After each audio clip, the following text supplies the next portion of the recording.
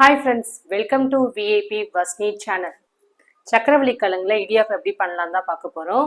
எப்போவுமே ஒரே மாதிரி இடியாப்பம் செய்யாமல் இந்த மாதிரி புதுசாக ட்ரை பண்ணி பாருங்கள். டேஸ்ட்டு சூப்பராக இருக்கும், ஹெல்த்தியாகவும் இருக்கும். இதை எப்படி செய்யலான்றதை வாங்க வீடியோஸ்க்கு போய் பார்க்கலாம். வீடியோஸை ஸ்கிப் பண்ணாமல் பாருங்கள்.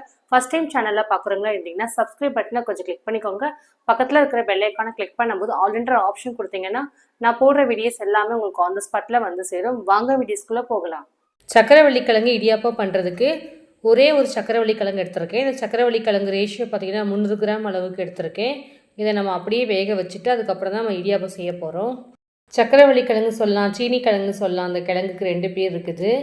எங்கள் ஊர் சைடில் அது சக்கரவள்ளி கிழங்கு தான் சொல்லுவாங்க. ஃபஸ்ட்டு இதை தண்ணி ஊற்றி நல்லா கழுவி எடுத்துக்கணும். ஏன்னா சுற்றி நமக்கு கொஞ்சம் மண்ணாக இருக்கிறதுனால கழுவி எடுத்ததுக்கப்புறம் பாதி பாதியாக அதை கட் பண்ணி நம்ம எடுத்துக்க போகிறோம். மொத்தமாக வச்சு வேக வைக்கும்போது அந்தளவுக்கு ப்ராப்பராக வேகாது. ஏன்னா அது பெரிய கிழங்காக இருக்கிறதுனால இந்த மாதிரி நம்ம பாதி பாதியாக கட் பண்ணும்போது சீக்கிரமே நமக்கு வெந்துடும். ஈஸியாக உள்ளே ஃபுல்லாக நல்லா குக் ஆகிடும். சக்கரவள்ளி கிழங்குல சின்ன கிழங்கு இருக்குது. நான் சின்ன கிழங்கு வாங்கலை, பெரிய கிழங்காக தான் எடுத்திருக்கேன். எதுக்காக எடுத்திருக்கேன்னா சின்ன கிழங்குல வந்து கொஞ்சம் அதிகமாக நார் தன்மை அதிகமாக இருக்கும். இந்த மாதிரி பெரிய கிழங்குல அந்தளவுக்கு இருக்காது. இடியாப்பம் பண்ணுறதுக்கு இந்த மாதிரி பெரிய கிழங்கு எடுத்திங்கன்னா தான் கரெக்டாக இருக்கும். ஃபஸ்ட்டு இந்த கிழங்கெல்லாம் வேக வச்சுக்கலாம். நான் இட்லி பேன் தான் யூஸ் பண்ணியிருக்கிறேன். நீங்கள் ஸ்டீமர் அந்த மாதிரி யூஸ் பண்ணுறதா மேலே தட்டு போட்டு மூடி வேக வச்சு எடுத்துக்கோங்க. நான் வீட்டில் இருக்கிற இட்லி பானையை யூஸ் பண்ணிக்கிறேன். தேவையான அளவுக்கு தண்ணி சேர்த்துட்டு ஃபஸ்ட்டு இதை நம்ம கொதிக்க வச்சு எடுத்துக்கலாம். 5 மினிட்ஸ்லேயே தண்ணி எல்லாமே கொதிக்க ஆரம்பிச்சிருச்சு. இட்லி தட்டை எடுத்து மேலே வச்சுட்டு கட் பண்ணி வச்சுருக்கோங்க பாருங்கள். அந்த கிழங்க 1 பை 1 தனித்தனியாக வச்சு வேக வச்சு எடுத்துக்கலாம். சப்போஸ் நம்ம இதை அவிச்சு சாப்பிட்ற மாதிரி இருந்தால் தண்ணிக்குள்ளே போட்டு உப்பு போட்டு வேக வச்சிங்கன்னா நம்ம அப்படியே சாப்பிட்டுக்கலாம். நான் வந்து இன்றைக்கி இடியாப்பம் தான் செய்ய போகிறதுனால இந்த கிழங்கெல்லாம் ஸ்டீம் பண்ணிவிட்டு நம்ம அதுக்கப்புறம் இதை யூஸ் பண்ணிக்கலாம். கரெக்டாக இருக்கும். இந்த சக்கரவள்ளி கிழங்கு நல்லா வேகணும். ஏன்னா உள்ளே ஃபுல்லாக நமக்கு கொஞ்சம் குக் ஆகிறது கஷ்டம், பெரிய கிழங்காக இருக்கிறதுனால. அதனால் ஒரு 10 நிமிஷம் 15 நிமிஷம் அந்த மாதிரி போட்டு வேக வச்சுக்கோங்க. கிழங்குலாம் வேகிறதுக்குள்ளே நம்ம இடியாப்பம் தேவையான தேங்காய் வந்து துருவி எடுத்துக்கலாம். தேங்காய் வந்து லைட்டாக மிக்சியில் கூட கிரைண்ட் பண்ணி கூட சேர்த்துக்கலாம். ஆனால் இந்த மாதிரி துருவி போடும்போது தான் அந்த தேங்காயோட ஃப்ளேவர் டேஸ்ட் நல்லாயிருக்கும். அருவாமனை அந்த மாதிரி எதில் வேணாலும் துருவிக்கோங்க. எங்கள் வீட்டில் துருவுறதுக்கு இந்த மாதிரி ஒரு கம்பி மாதிரி வச்சுருக்கேன். அதிலே வச்சு நான் துருவிக்கிறேன். எனக்கு இது கொஞ்சம் ஈஸியாக இருக்கும். இடியாப்பத்துக்கு மேக்ஸிமம் வந்து தேங்காய் பால் நல்ல காம்பினேஷனாக இருக்கும். ஆனால் நான் இன்றைக்கி தேங்காய் துருவி போட்டு தான் சாப்பிட போகிறேன். எனக்கு வந்து இந்த ஃப்ளேவர் டேஸ்ட்டாக ரொம்ப பிடிக்கும். தேங்காய் ஃபுல்லாக துருவி எடுத்து வச்சுருக்கேன். கிழங்கு வந்து வேக வச்சுருந்தோம், அது வெந்துருச்சான்னு பார்த்துடலாம். இது துருவுறதுக்கும் நம்ம கிழங்கு வேகிறதுக்கும் கரெக்டாக இருக்கும். கிழங்கு எல்லாமே வெந்திருக்குது. அந்த தோல் எல்லாமே நம்ம கலரே மாறிடும். அதுமாரி கிழங்கு பார்த்திங்கன்னா கலரும் மாறிடும், எல்லோ கலரில் அந்த மாதிரி வந்துடும். இந்த மாதிரி வந்தாலுமே நடுவில் வந்து கொஞ்சம் வேகிறது கஷ்டம். அதனால் உள்ளே பார்த்துக்கோங்க, கத்தியோ இல்லை கரண்டியோ ஏதாவது வச்சு குத்தி பார்த்துக்கோங்க வெந்திருக்கான்னு. ஸோ அந்த மாதிரி தான் நான் பார்த்தேன், எல்லாமே வெந்திருக்குது. இப்போ எல்லாத்தையும் ஒரு பிளேட்டில் எல்லாத்தையும் தனித்தனியாக எடுத்து வச்சிடலாம். இது எல்லாமே முழுமையாக நல்லா ஆறணும். ஆறுறதுக்கப்புறம் அந்த தோலை ஃபுல்லாக நம்ம எடுக்க முடியும். அதனால் ஃபஸ்ட்டு இது ஆறட்டும். இந்த கிழங்கு வந்து நல்லா வெந்துருச்சுன்னா நம்ம உரிக்கும் போது ஈஸியாக நமக்கு அந்த தோலெல்லாம் அப்படியே அழகாக வந்துடும். சப்போஸ் வேகலைன்னா அந்த தோல் வந்து கொஞ்சம் கூட வராது, ஒட்டி போயிருக்கும். அந்த மாதிரி இருந்துச்சுன்னா திரும்பி கூட வேக வச்சு எடுத்துக்கோங்க. நல்லா வெந்தால் தான் நம்ம மசிச்சு எடுக்கும்போது நமக்கு இடியாப்பத்தில் வந்து கொஞ்சம் தெரியாமல் இருக்கும், பிழியறது கொஞ்சம் ஈஸியாக இருக்கும். நல்லா வேகலை அப்படின்னா இடியாப்பம் புளியவும் முடியாது, கட்டி கட்டி அங்கங்கே தெரிய ஆரம்பிக்கும். அதனால் பார்த்து நல்லா வேக வச்சு எடுத்துக்கோங்க. தோல் எல்லாமே உரித்து எடுத்தாச்சு. நெக்ஸ்ட் இதை 1 பை 1 போட்டு மசிச்சிடலாம். இந்த மாதிரி மேஷ் பண்ணுறது இருக்குது, அதை வச்சு நான் ஃபுல்லாத்தையும் நான் மேஷ் பண்ணிக்க போகிறேன். மேஷ் பண்ணுறது இல்லைன்னா கையால் கூட நீங்கள் வந்து அழுத்தி கூட விட்டுக்கலாம். ஈஸியாக நமக்கு எல்லாமே நல்லா உடஞ்சி வந்துடும். இல்லை மிக்சியில் கூட லைட்டாக கூட ஒரு கிரைண்ட் கூட பண்ணிக்கலாம். மிக்சியில் பண்ணலாம், ஆனால் பண்ணால் என்ன ஆகுனா நமக்கு பேஸ்ட் மாதிரி ஆகிடும். இந்த மாதிரி கையில் நம்ம பண்ணும்போது கரெக்டாக இருக்கும், சூப்பராக வந்துடும். எல்லாமே நான் மேஷ் பண்ணிவிட்டேன். திரும்பவும் கையால் வந்து லைட்டாக இந்த மாதிரி பிசைஞ்சு எடுத்துக்கலாம். என்ன தான் நம்ம மேஷ் பண்ணாலுமே அந்த கையில் வச்சு நம்ம ஃபுல்லாத்தையும் நம்ம அழுத்தி விடணும். சின்ன சின்ன கட்டியெல்லாம் நமக்கு இருக்கும் சக்கரவள்ளி கிழங்குலேருந்து. அதனால் கையால் அந்த மாதிரி ஃபுல்லாக அழுத்தி விட்டுருங்க. அப்போ தான் நம்ம இடியாப்பம் குழலில் போட்டு எடுக்கும்போது நமக்கு இடியாப்பம் வந்து புளியும் போது ஈஸியாக இருக்கும். இல்லைனா கொஞ்சம் வந்து புளிய முடியாது, ஏன்னா அங்கங்கே இந்த கட்டி போய் இடிக்க ஆரம்பிக்கும். அப்படி இடிச்சுனா மாவு வெளியில் வர கஷ்டமாக இருக்கும். அதனால் நல்லா வந்து கட்டி இல்லாமல் இந்த மாதிரி ஃபுல்லாக அழுத்தி விட்டு ஃபுல்லாக பிசைஞ்சு எடுத்துக்கோங்க. 1 கப்பு அளவுக்கு பச்சரிசி மாவு சேர்த்துக்கிறேன். வீட்டிலையே அரைச்சி ரெடி பண்ண பச்சரிசி மாவு தான். பச்சரிசி மாவு எப்படி அரைக்கிறதுன்னு பக்குவம் என்னோடய சேனலில் வந்து கொடுத்துருக்கேன், டவுட்னா பார்த்துக்கோங்க. இது ரேஷன் பச்சரிசி மாவு தான். வீட்டில் இருந்துச்சுன்னா நீங்கள் அந்த மாவு கூட யூஸ் பண்ணிக்கோங்க. இல்லைனா கடைகளில் பச்சரிசி மாவு இருக்குது பாருங்கள், அதை கூட எடுத்து கூட யூஸ் பண்ணிக்கலாம். 250 கிராம் பச்சரிசி மாவு எடுத்திருக்கேன். தேவையான அளவுக்கு 1/2 டீஸ்பூன் உப்பு ஆட் பண்ணிக்கலாம். ஆயிலெலாம் எதுவுமே சேர்க்க வேணாம். டேரெக்டாக அப்படியே ஃபஸ்ட்டு பிசைஞ்சிக்கலாம். ஃபஸ்ட்டு நல்லா மிக்ஸ் பண்ணிவிட்டு அதுக்கப்புறமா கொஞ்சம் கொஞ்சமாக தண்ணி சேர்த்துக்கோங்க. ஏன்னா நம்ம சக்கரவள்ளி கிழங்கு வந்து வேக வச்சு நம்ம சேர்த்துக்கிறதுனால கொஞ்சம் அதிலே கொஞ்சம் தண்ணி இருக்கும். அதனால் கொஞ்சம் அளவாக பார்த்து சேர்த்துக்கோங்க.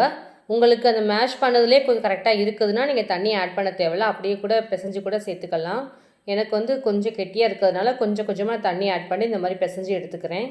தண்ணி வந்து லைட்டாக வெதன்னு இருக்கிற தண்ணியாக சேர்த்துக்கணும். நார்மல் தண்ணி சேர்த்துனீங்கன்னா நமக்கு சாஃப்ட் அந்த அளவுக்கு வராது.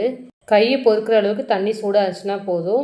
அதே மாதிரி மாவு வந்து கொஞ்சம் லூஸாக இருந்தால் தான் நம்ம இடியாப்ப குழவியில் போட்டு புளியறதுக்கு கை வலிக்காமல் ஈஸியாக இருக்கும். அதனால் கொஞ்சம் லூஸாகவே பிசைஞ்சு எடுத்துக்கோங்க. எவ்வளோ சாஃப்டாக இருக்குமோ அந்தளவுக்கு சாஃப்டாக பிசைஞ்சுக்கோங்க மாவு. அப்போ தான் நமக்கு ஈஸியாக இருக்கும். இல்லைனா கொஞ்சம் நமக்கு கஷ்டமாகவும் இருக்கும். பிசைஞ்சதுக்கப்புறம் லைட்டாக வந்து ஃபிங்கரால் டச் பண்ணி பார்க்கும்போது உங்களுக்கு அவ்வளோ சாஃப்ட்னஸ் இருக்கணும். இந்த மாதிரி பிசைஞ்சதுக்கப்புறம் ஒரு 10 மினிட்ஸாவது இதை ரெஸ்ட்டில் விட்டுருங்க. அதுக்கப்புறம் செய்ய ஆரம்பிச்சிட்டிங்கன்னா செம்ம சாஃப்டாக வரும்.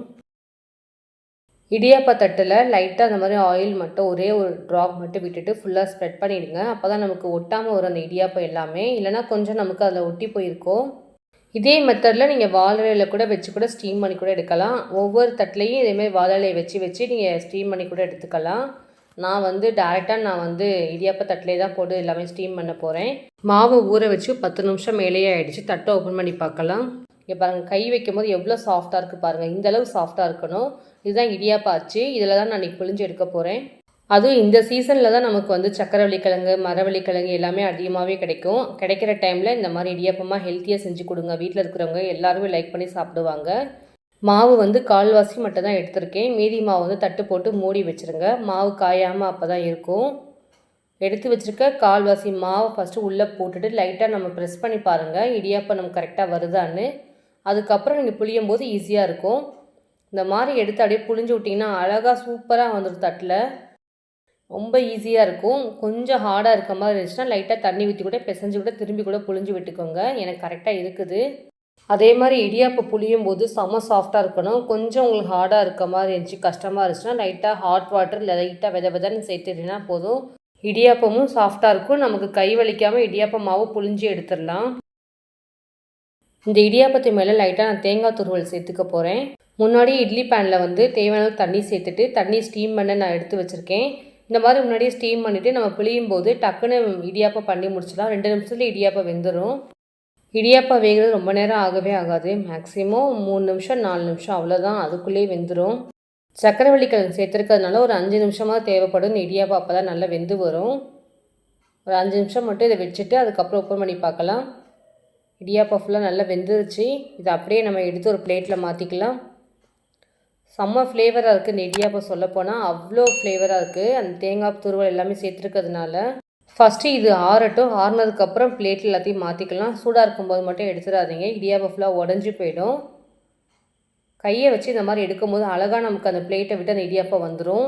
ஏன்னா நம்ம ஆயில் அப்ளை பண்ணிக்கிறதுனால அப்படியே ஈஸியாக இருக்கும். இதுவே நீங்கள் இலையில பண்ணும்போது நமக்கு கஷ்டமே இருக்காது. டக்குன்னு அப்படி எடுத்து ஈஸியாகவே போட்டுடலாம். பிளேட்னால நம்ம கொஞ்சம் அதை எடுக்க வேண்டியதாக இருக்கும். திரும்பவும் கொஞ்சமாக மேலாப்பில் வந்து தேங்காய் துருவல் ஆட் பண்ணிக்க போகிறேன். இதில் நீங்கள் தேங்காய் பால் சேர்த்து கூட சாப்பிட்னாலும் சாப்பிட்லாம். எனக்கு தேங்காய் பூவோடு சாப்பிட்றது தான் ரொம்ப பிடிக்கும். அப்படியே மேலே நாட்டு சக்கரை 2 ஸ்பூன் சேர்த்துட்டு அப்படியே பிச்சு சாப்பிட்டீங்கன்னா சூப்பராக இருக்கும். இந்த ரெசிபி உங்களுக்கு யூஸ்ஃபுல்லாக இருக்கும்னு நினைக்கிறேன். இடியாப்பம் சாஃப்டாக இருக்கான்னு நான் சாப்பிட்டு பார்த்துட்டு சொல்கிறேன். எடுக்கும்போது செம்ம சாஃப்டாக இருக்குது. அந்த சக்கரவள்ளி கிழங்கோட ஃப்ளேவர் வந்து நல்லா வருது இந்த இடியாப்பத்தில். சாப்பிட்டுட்டு டேஸ்ட்டு பார்த்துட்டு சொல்கிறேன். சூப்பராக இருக்குது இடியாப்பம். இதே மாதிரி முறையில் நீங்களும் ட்ரை பண்ணி பாருங்கள். பார்த்துட்டு கமெண்ட்டாக எப்படி இருந்துச்சு சொல்லுங்கள். டேஸ்ட் உங்களுக்கு பிடிச்சிருக்கா அதையும் சொல்லுங்கள். என்னோட வீடியோஸ் உங்களுக்கு பிடிச்சிச்சுன்னா லைக் பண்ணுங்கள், ஷேர் பண்ணுங்கள், கமெண்ட் பண்ணுங்கள், சப்ஸ்கிரைப் பண்ணுங்கள். பக்கத்தில் இருக்கிற பெல் ஐக்கானை கிளிக் பண்ணிவிடுங்க. Thank you friends.